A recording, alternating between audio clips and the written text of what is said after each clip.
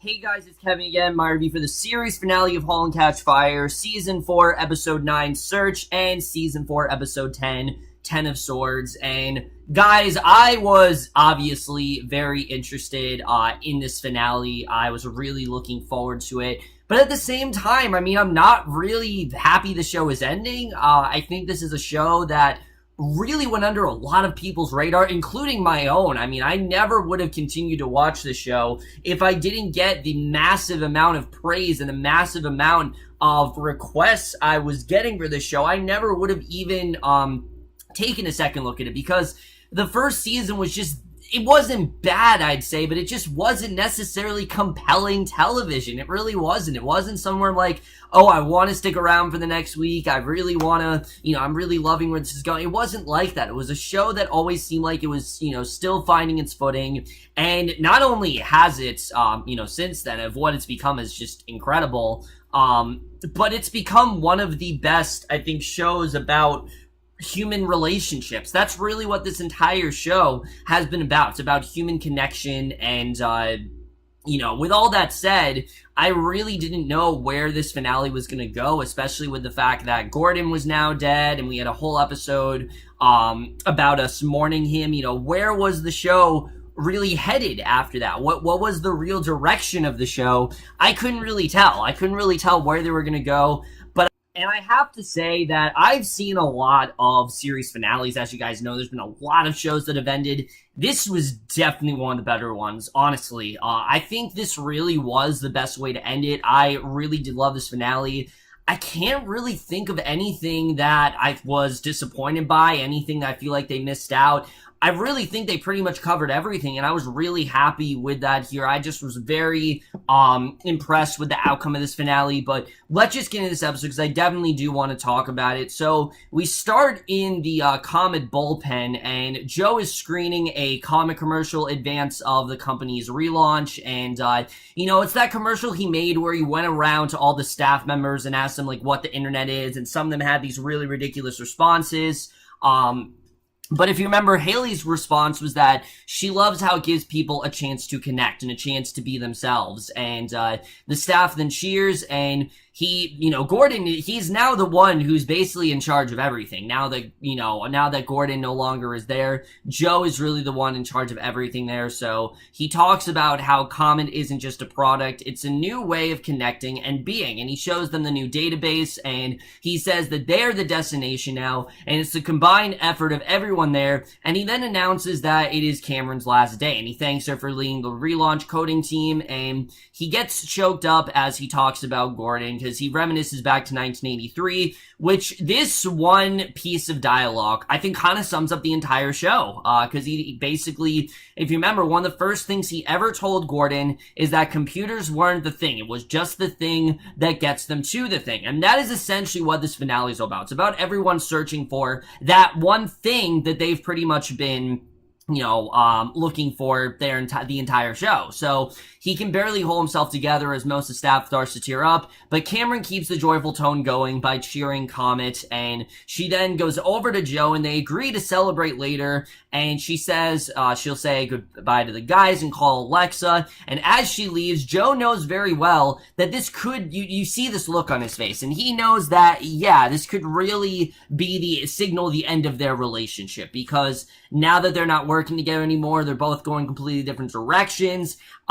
It just, he's not entirely sure if they're going to be able to sustain it. And I think that's something that we've all kind of been contemplating, is whether or not they're actually going to be able to sustain this relationship. And I'm honestly surprised that they've lasted as long as they did. There were so many conflicting ideals and so many different perspectives that the two of them had, that it really seemed like there were moments where these two were absolutely doomed. But the fact that they stayed together, again, just really speaks volumes for how much these two characters have changed and how much healthier of a relationship they really were in this season. And we definitely do see that here. So Donna and Haley walk Joni to the airport, gate to see her off to Bangkok. I'm guessing that that's where she decided to go, but she gives Haley permission to use her car while she's on her backpacking trip, and Donna cries as Joni leaves. And it's a really great scene, because even though these two fought a lot, you see that Donna's still upset to say goodbye to her daughter, and Bosworth then visits the doctor, and, this is the doctor he's been going to ever since he had his heart attack, so he's there for, like, a daily checkup, and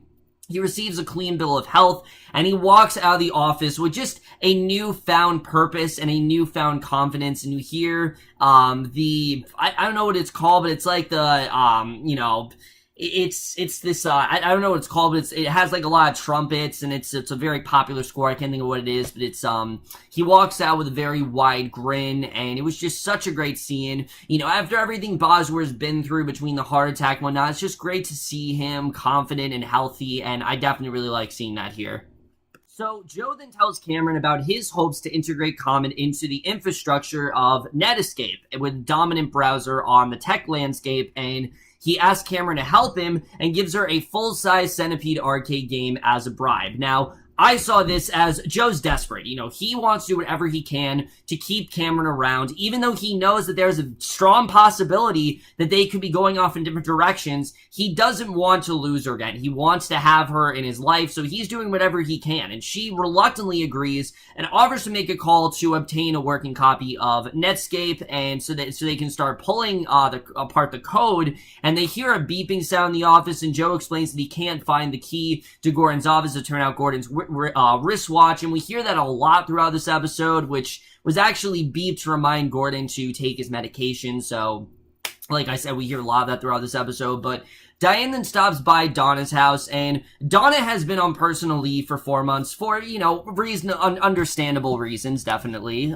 You can understand why it's taken her so long to, she's had to take a breather from all the sort of drama and just all the stuff that was going on at Rover. It was just too much for her. So they both talk about how their daughters are leaving for college and how much they miss them. Even though Joni, I don't think, is going to college. She's going somewhere else. But it turns out Diane's daughter, Kimberly, is actually pregnant. And the whole family wants to take a big trip to Ireland. And they're ready to move on and ask Donna to decide soon whether she wants the managing partner position. Because remember, she offered it to her last week. And Donna was, contemplating. But she really needs an answer at this point because they're about to leave. And she warns that some colleagues are worried that Donna is simply getting too soft. And that's something that we never would have thought of in the first half of the season. Because the first half of the season, Donna was very ruthless. She was cutthroat. She was trying to be this, very vicious side of her that we didn't really see before, but she realized that she couldn't really do that. She cared too much about these people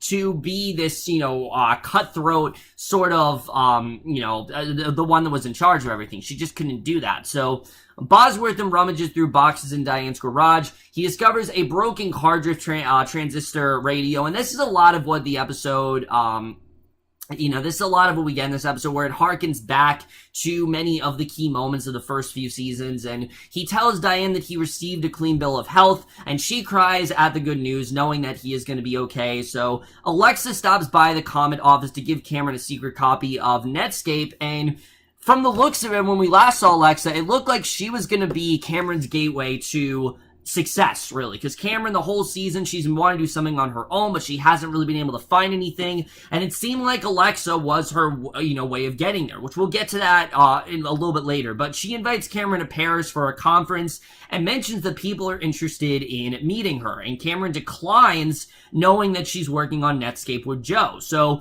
Alexa reminds Cameron to focus on her own future, and I like that Alexa told her this, because Cameron at this point is way too focused on what Joe wants and what Joe thinks is best for her and not really focused on what she really wants to do. I think Cameron, yes, she does want things to work out with Joe, but she also wants to work. She loves the idea of, working. It's in her blood. It's just something she needs. And as much as Joe and Cameron need each other, Cameron needs to work, and Cameron needs to be working on something on her own. It's just like I said, it's she can't function without it, and I think that's something that Alexa really senses. She knows how much Cameron loves to do this stuff, and she also knows that even though Cameron does care about Joe, working is what's most important to her, and I definitely like seeing that here.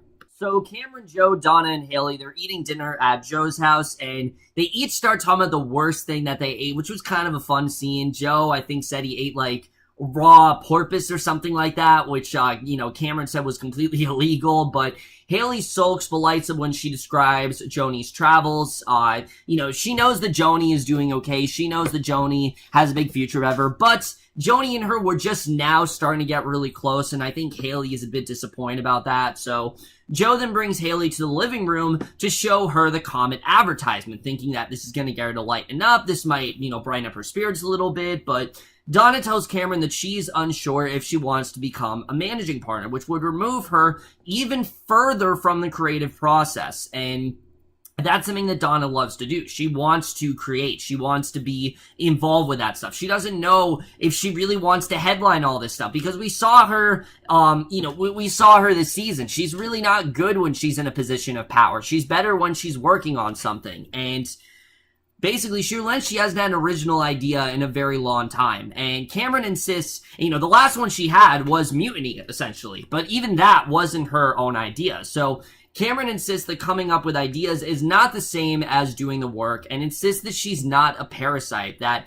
no matter what she's doing, she is doing the work, and that's really what matters. And I did like seeing that. So Haley surprisingly attacks the Komet commercial. I would have thought that she'd be happy about it, but she actually is very against it, and she says it's strange to see her dead father in it, and she yells at Joe using footage of her without permission, especially because in the footage she looks completely different than how she looks now, and for profiting from her idea for Komet, that's not at all what she wanted. She wanted this to be her thing, and Joe just took it from her, and she yells at everyone to leave her alone.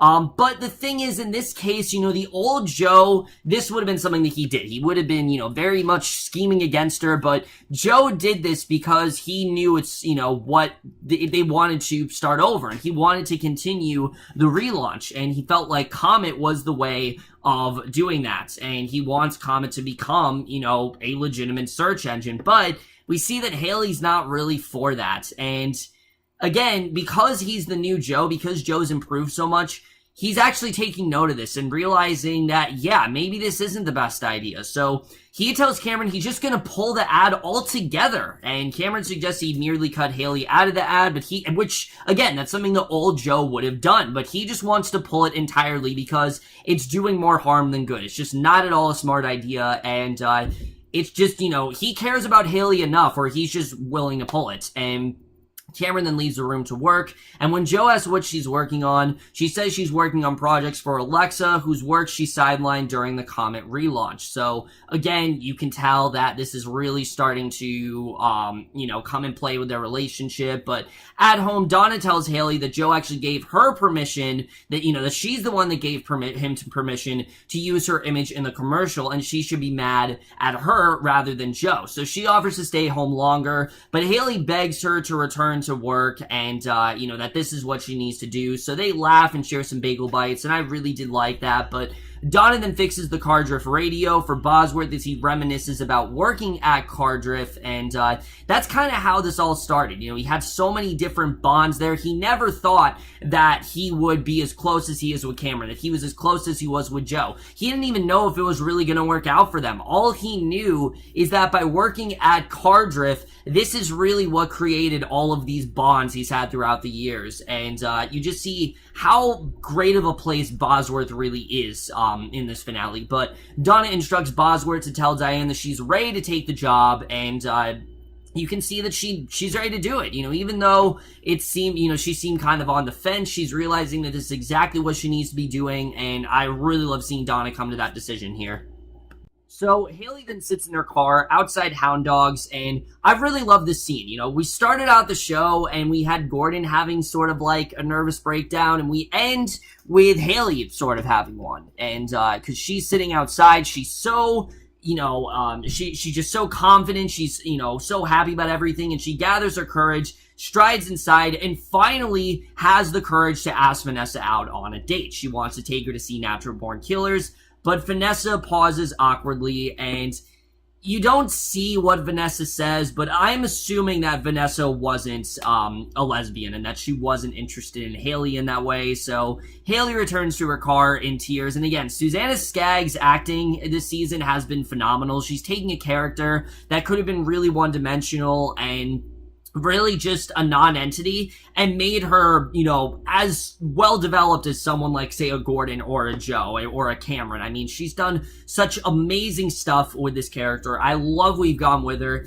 It honestly makes me wish that she was on the show, the whole show, that she was on this show, since it began, because she is just fantastic as this character, and I love what she's done with her this season. She just, again, fantastic. But Bosworth cleans up the garage and tells Diane he's ready to start traveling the world together. So they dance to music in the garage, and Cameron and Joe then work late into the night at Komet, and this is probably the most bittersweet scene in the episode because we all pretty much knew this was coming. He anxiously runs his punch list by Cameron and chides her for checking her email rather than focusing on Komet. It's clear that there's so many other things that are on her mind. She's got the thing from Alexa. She's got what's going on with Donna. She's just not at all focused on Komet right now. So she grows irritated by his demands, opens her email, and she finds a link sent by Alexa to the new Netscape beta version. And this is when Joe realizes that, yeah, she's not at all focused on this. He spots a button for Yahoo in the Netscape toolbar,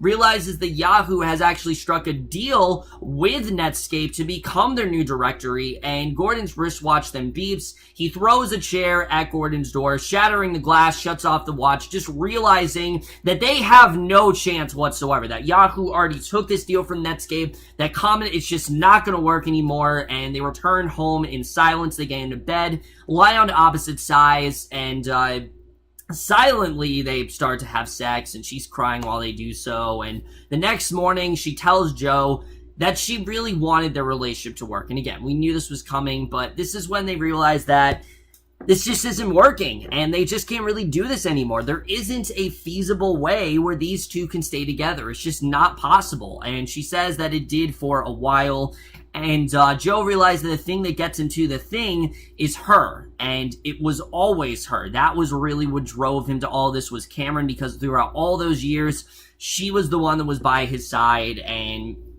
she's the one that's going to tell him, where to go next. And through them breaking up, that always led him to his next thing, and that's exactly what she's done here. But again, because of how much these two have grown, this is not a ferocious, angry, just very unpleasant breakup. This is a mutual breakup where they're realizing that as much as they do care about each other, because of, their different working environments, they just can't really do it anymore, and that they need to be away from each other for a while. And the show seems to imply that maybe one day these two will find their way back to each other. Maybe these two will somehow get back together, but for right now, unfortunately, they just can't. It's just not convenient to them, and it's sad to see. Again, we all knew this was kind of going to happen, but I think they handled this perfectly. I like that this was done in a very, like I said, diplomatic sort of way. I like that they came to this in a way where it wasn't ferocious, it wasn't angry, it wasn't them, screaming at each other. It was just them realizing this wasn't going to work, and I think this was something that we knew was going to come, but I thought they handled it as perfectly as they could.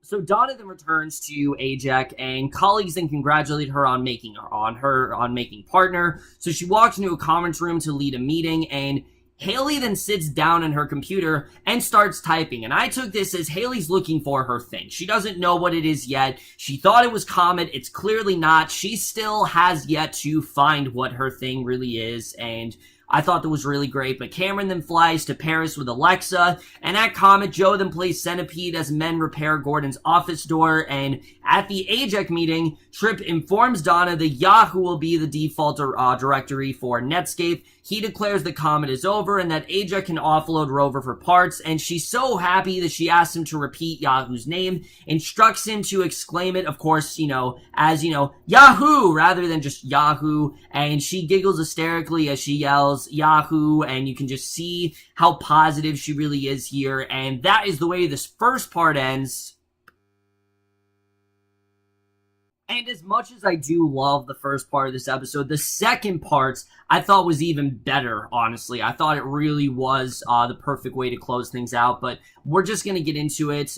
We start off and we see Joni, who I did not expect to see after the first part. I thought that would be the last scene we see of her, but it's not. And the way they concluded this, I thought was perfect. She calls Donna from a hotel, And basically she's in a hotel, and there was this guy named Otto who told her to tell her about a visit to some temple ruins, and it eventually started to rain, and when she put her head to the mud, it made her think of Gordon, and that's something that, is always going to be on her mind. And Joni then realizes in that moment that the reason that she and Donna fight a lot is because they're so similar. And yeah, I would very much agree with that. I mean, again, it goes back to that scene in episode 6 where Donna told Joni that they both are go-getters and they both just jump at opportunities, any sort of thing that they do. That was what was so surprising, that Donna took so long to decide on her being managing partner. She always just took things and she jumped at opportunities and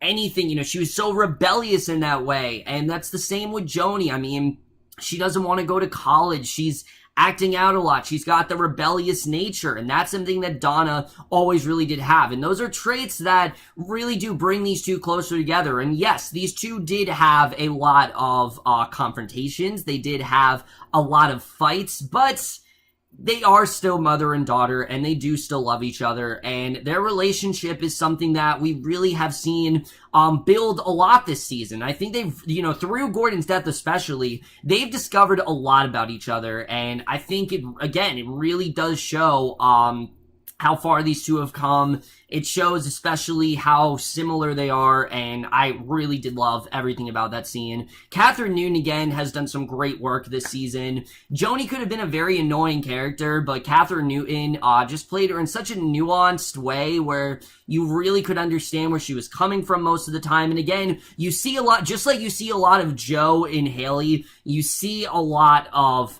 Donna in Joni, and I definitely like seeing that this season. So Joe then says goodbye to the common employees following his decision to shut down the company, and he walks through the empty office, and he flashes back to a moment from Komet's early days where, Gordon's looking around the bullpen and realizes how much he likes the space, and Joe agrees that this is the start of something new, even though it doesn't feel like it now. And that's exactly what's happened. I mean, Komet opened Joe up to a whole bunch of new possibilities. He got closer with Haley. Him and Cameron were on good terms. I mean, it really did bring a whole new side out of Joe. And he then visits a tarot card reader who is played by Carol Kane, who I love seeing here. She looks at his future card and basically tells him that it portends agony, indecision, and misery, but also hope. And Joe asked to keep the card because he knows very well that very accurately describes his life. And that's exactly what that's been for Joe. I mean, Joe started off the show and he was very cold-hearted, and he was just someone who was so, he had to be in charge of everything, and that he had to have all these ideas, and it was his ideas that always came first. But underneath all of that was someone who was very lost, and someone who didn't really know where they were really going, and was so desperate. And now he's a lot more hopeful, because now he can choose his future for himself. Now he doesn't have anything getting in the way of that, and now he can really do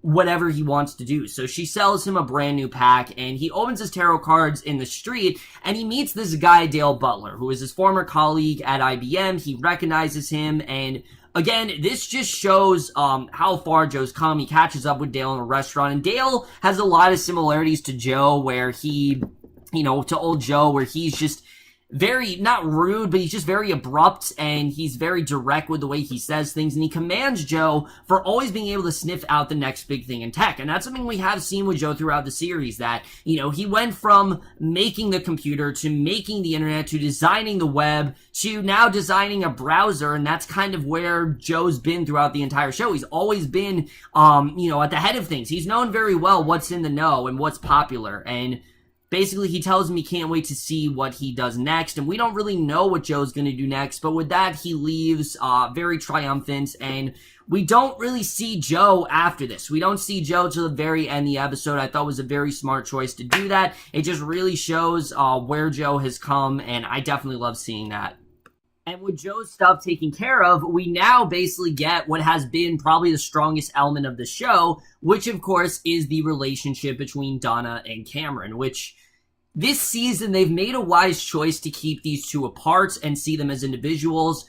But now that we're at the finale, it's time to bring these two back together. And that is essentially what we do end up getting here, is seeing these two basically make amends.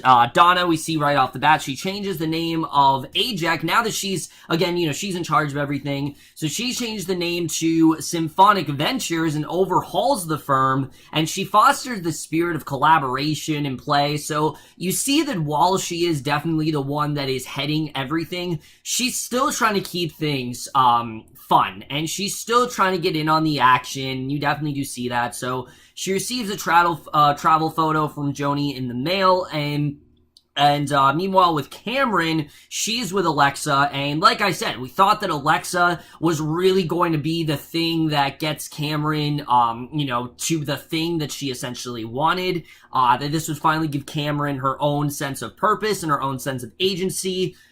We see that's not the case, because right off the bat, Alexa is complaining to Cameron that they have nothing to show for their 2 months of meetings with top European investors, and Cameron accuses Alexa of losing interest because now she has to work rather than just dream about possibilities. And I think, again, that goes back to what Cameron's telling Donna, that it's about the working. It's not so much about creating ideas. That's always the fun part. But the work is what really matters. It's the work you put into it. It's, the tireless hours that you spend on it. That's something that Alexa clearly doesn't want to do. She's getting very bored, and Cameron realizes she's not really taking this seriously at all. She's of no service to her, so she gets out of the car, and I was really surprised. I thought for sure Alexa would be good for Cameron and be someone who would help her out, but we see, she's only interested in coming up with ideas rather than delivering on them. She just doesn't seem to have much interest in that part. So she packs up the Airstream with Bosworth, and we get this fantastic scene between these two,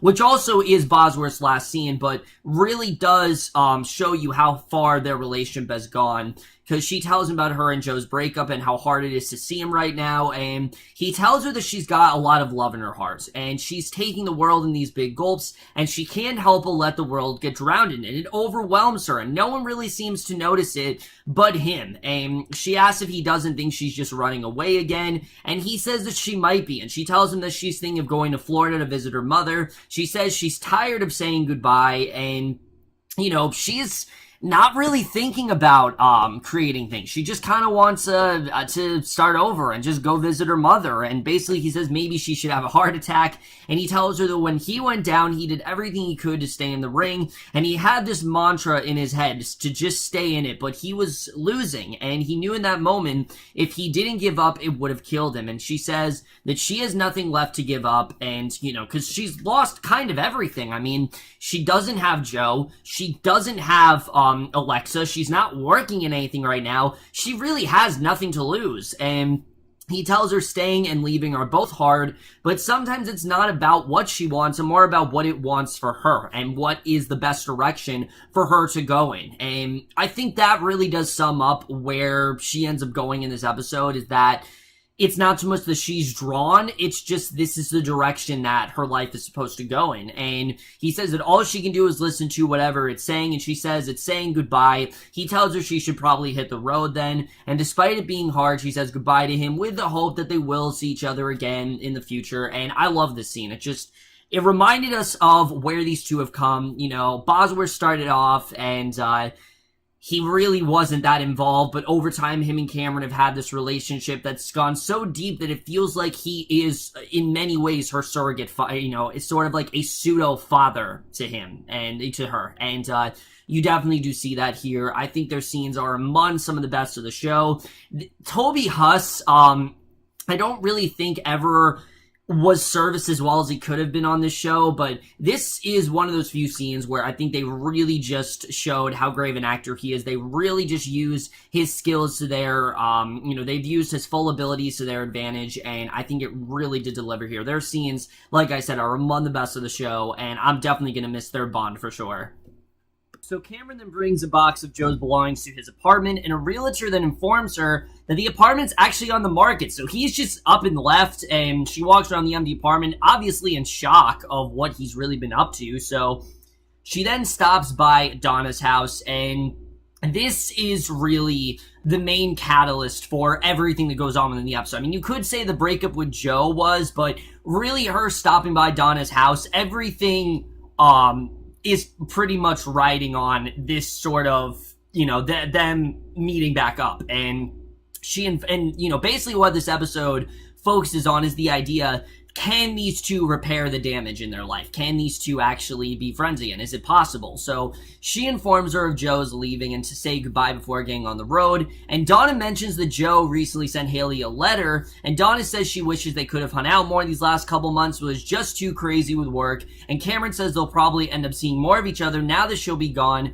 And she makes it clear to her that her partnership with Alexa is definitely dead. So Haley then walks in, but not alone. She actually has a boyfriend named Kevin, and he's informed about Cameron's moving. And this guy, Kevin, is an idiot. He really is. He really loves hacky sacks, and he doesn't even know what they are. We don't know much more about him than that, but he just seems like your typical naive surfer dude that doesn't really seem to have much intelligence, really. So They go to her bedroom, and Cameron asks if she's okay with the door being closed, and Donna says she usually just works on her computer and he plays with a hacky sack, and she gets the sense that she doesn't even really like him, that maybe she's just with him for like work or whatever. But she says that she's doing these college level C++ classes one night a week at Foothill, and Cameron says she can't believe it, and she's about to leave, and Donna goes to hug her and tells her to drive safe and says she's gonna miss her.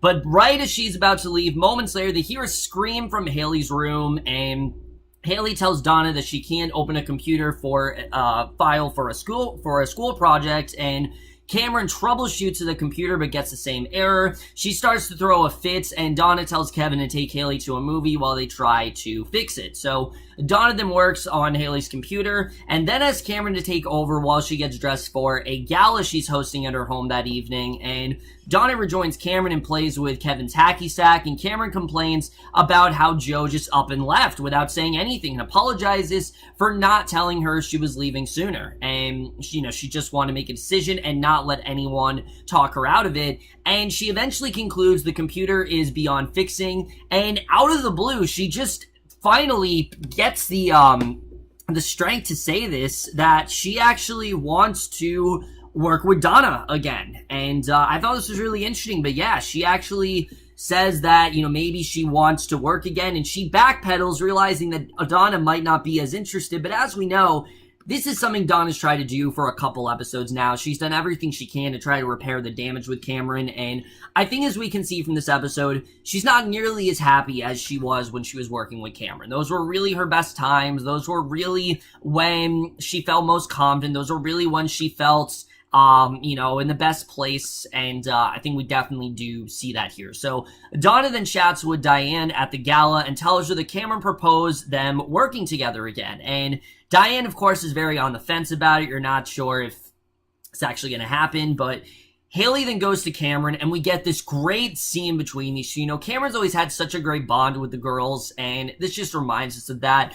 She asks if she's had any luck, and Cameron says no and lets her know she broke things off with Kevin. And Cameron asks Haley about Joe's letter, and Haley asks if she loved him, and Cameron says yes. And again, I think that she's just implying that those two are eventually going to find their way back to each other, because it's happened, in the 10 years we've seen on the show, it's happened like 3 times. So Haley then summarized the letter in which Joe says he needs to start over and to not forget him even when she's running all of Silicon Valley. And Cameron notes that the return address is in Armonk, New York, where IBM is based, and she apologized for being unable to recover her data. And Haley says it's just like what Joe always talked about, having a fresh start, and she wishes Haley goodbye. And that's what Cameron gets a chance to do here. Have a fresh start. Move past all of the damage with Donna. Is it possible for her to do that? Well, we'll get to that in a little bit. So, like I said, Cameron's really contemplating this decision throughout the rest of the episode, but this next scene with Donna pretty much confirms it, because she gives a speech at her gala, an event to promote women in the tech industry.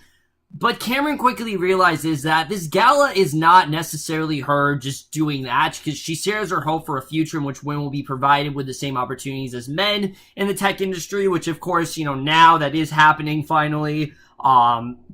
And that's something that, Cameron and Donna did very much struggle with. In fact, that was really one of the first big storylines for Cameron, that she was a woman in the industry, and that people weren't taking her seriously, and they didn't think that she could be as good as Joe, and she proved them all wrong pretty much. So she admits this, and she basically owns up to all of her actions here, because she admits that she once voted her female partner out of her own company, and she lost a marriage to her line of work, and she warns that it's hard to remain satisfied when you're obsessed with what's next, and that's something we've really seen a lot of the characters go through. Even though, you know, as soon as they made the Giant, Joe still was thinking about the next thing. When they were done with, you know, making Calneck, then they were going right to Komet, then they were obsessed with all this other stuff. They never could really be satisfied, and she concludes that the one constant in her work is the people that the projects bring together. She thanks Diane, Gordon, and of course Cameron, who she considers her best partner. She says she hopes tonight can be the beginning of something that makes them know she's rooting for them, and she's a partner by trade and mother and sister by design, and she's so proud to be on this journey with them. The audience then claps, she cries, and then accidentally falls into the pool. And like I said, this basically confirms that yes, they can absolutely work together again, because Donna has pretty much owned up to all of her actions, and I think that was the thing that Cameron was really waiting for. I think, you know, there were many times this season where Donna was you know, just randomly suggested for the two of them to get back on good terms, and for the two of them to, you know, repair all the damage in their relationship, and Cameron wasn't interested. Either she had other things going on, or she just changed the subject. But I think it was really Donna owning up to her actions. That's what made Cameron realize that it definitely is possible. And after the party, Donna tells Cameron that she's been waiting to work with Cameron for years. And she warns, however, that it could ruin their friendship. And Haley then tells them that she dumped Kevin. And after she leaves, Donna and Cameron basically agree that, yeah, Haley most likely is a lesbian. She very well could be. And I think that Haley's bi. I don't know if she's a lesbian necessarily. I think she might be bi, because, I mean, I think anyone would have broken up with Kevin, honestly. Just seeing how dumb, how much of an airhead he was. I really don't blame her, really. He was kind of an idiot, but Donna and Cameron then visit the Komet and former Mutiny office, and they reminisce about Mutiny. We get this great scene where it's basically them reflecting on all the years they had together. They reminisce about Mutiny and imagine what it would be like to start up a new company together. And they come up with a name, Phoenix, and imagine the path that they would follow. And this whole scene is constructed with us seeing the Phoenix logo, as if this actually has happened. They conducted 2 years of research and development, making compromise after the company goes public, arguing about the direction of the company, and Donna's strategizing a safe play while Cameron digs in her heels against her. Pretty much the same thing as Mutiny, only this time the company doesn't destroy the friendship. They find a way where they can come to a mutual understanding, and it doesn't destroy them, and who knows if that's actually possible, if it's not going to destroy their friendship, but I'm hopeful. I think they've realized the error of their ways, especially Donna. She's very much realized the error of their ways, and I think through doing that, they're able to fix that, and they're able to realize that, yes, this definitely is possible. So Haley then sits at her computer. She gets out Gordon's Walkman. She listens to the tape of Gordon's voice, which he listened in order to calm himself down. That was something we found out in the beginning of the season. And again, it seemed very inconsequential, but actually does have some sort of impact on the overall season. So Gordon's voice reminds her to focus on being and to look up from the computer every once in a while. And Haley then decides to do just that. She looks up. So Cameron and Donna then take one last look around the office. Cameron calls her mother from a diner and tells her she'll arrive in a couple of weeks. She finishes breakfast with Donna, then goes outside while Donna pays the bill. And Donna just looks around, and instantly an idea just pops into her head, and she's at the diner and she's struck by an idea, and she just can't shake it. She should ignore it, but she can't do it. She needs to tell Cameron about this idea. She goes right up to her, says, I have an idea. We don't find out what it is, and a lot of people are like, well, why didn't we find out? I don't think we needed to. I don't think it's about them having ideas. I think it's about, this is the thing that's going to bring these two back together. This is the thing that they have been searching for. Again, the thing that leads them to the thing. This is the thing. And whatever it is, it's going to change their entire lives. It's going to put them on the map, and even more so than already has, and we're definitely seeing that. So finally, after, pretty much 40 minutes without him, we actually do get to see Joe. He arrives at the campus of an East Coast prep school. He now works as a humanities teacher, and he's got all kinds of memorabilia there. There's a picture of Gordon, there's pictures of Haley and Cameron, there's, the tarot card, there's the, something from, I believe, there was something from when he worked at, at Cardiff. There's just all kinds of stuff there. So the bell rings and he walks to his classroom, smiles at his students, and he tells them, the first thing he says to them is the same thing he said when we were first introduced to Gordon, which is, let me start by asking you a question. And that is the way the show ends. So, yeah, guys, like I said, this was definitely a different finale than I expected it to be, for sure. But I think it kind of summed up the entire show, because it made perfect sense to start out with Joe. That's how this entire show started, was with them trying to find the next big anti-hero, the next Walter White, the next Don Draper. And they eventually realized that's not what people want to watch. That's not what drew people to the show. What drew people to the show is Cameron and Donna. Their friendship is really a staple of what this show ended up being, which was one of the best character studies I've honestly ever seen. I think they handled this show perfectly in terms of, maybe not ever seen, but especially of this decade. It is just such an incredible character study. It's, especially this season, showing how far these characters have come, showing how their work has really changed them as individuals, especially Joe. I mean, you definitely saw that with Joe this season, how much his work and how much of an impact it really did have on his whole persona. I mean, it really did shape who Joe really was, and we definitely saw that throughout this entire season. And especially when it comes to Cameron and Donna, going back to them, I mean, we didn't know if they were going to be able to repair things, and they in fact did. And again, I don't think it matters what Donna's whole idea is and what she really wants, what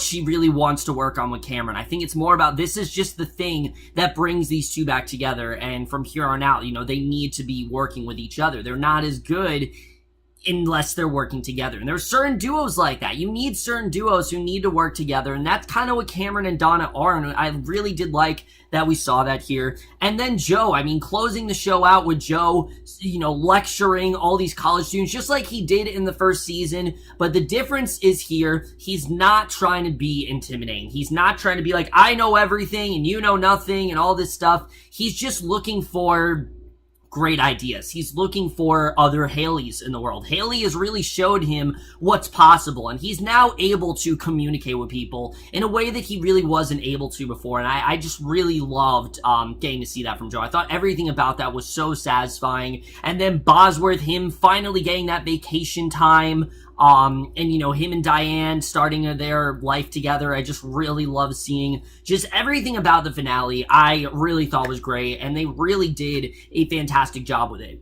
Aside from the finale, however, I want to talk about this final season as a whole, because I will tell you guys right now, I do not think this season reached the heights of season 3.